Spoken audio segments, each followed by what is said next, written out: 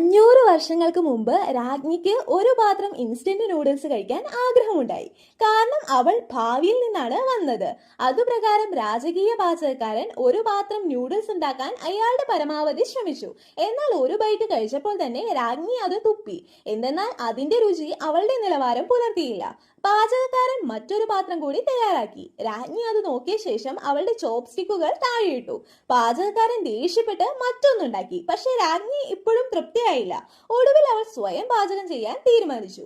പക്ഷെ അവൾക്ക് പാചകം ചെയ്യാൻ കഴിയുമെന്ന് ആരും വിശ്വസിച്ചില്ല. അവൾ കത്തിയെടുത്തപ്പോൾ പാചകക്കാരൻ അവളെ നോക്കി ചിരിച്ചു. പക്ഷെ അടുത്ത നിമിഷം എല്ലാവരും ഞെട്ടി. അവൾ പച്ചക്കറികൾ വേഗത്തിലും സമർത്ഥമായും മുറിച്ച ശേഷം ന്യൂഡിൽസ് ചോപ്സ്റ്റിക്കുകളിൽ പൊതിഞ്ഞ് എണ്ണയിൽ വറുത്തെടുക്കാൻ ഒരു വിചിത്രമായിട്ടുള്ള രീതി ഉപയോഗിച്ചു. അതിനുശേഷം അവൾ ഒരു പാത്രത്തിൽ വ്യത്യസ്ത സുഗന്ധവ്യഞ്ജനങ്ങൾ ഇടാൻ തുടങ്ങി. അത് നല്ല രുചിയാകുമെന്ന് പാചകക്കാരൻ ഇപ്പോഴും വിശ്വസിച്ചിട്ടുണ്ടായിരുന്നില്ല. പക്ഷെ അവൾ ഉണ്ടാക്കിയ സൂപ്പ് ഒരു സിപ്പ് കഴിഞ്ഞപ്പോൾ തന്നെ അയാൾക്ക് അത് താൻ ഇതുവരെ കഴിച്ചിട്ടുള്ളതിൽ വെച്ച് ഏറ്റവും മികച്ച സൂപ്പാണ് അതെന്ന് തോന്നി. എന്നിട്ട് അവൻ ന്യൂഡിൽസ് കഴിച്ചു നോക്കി.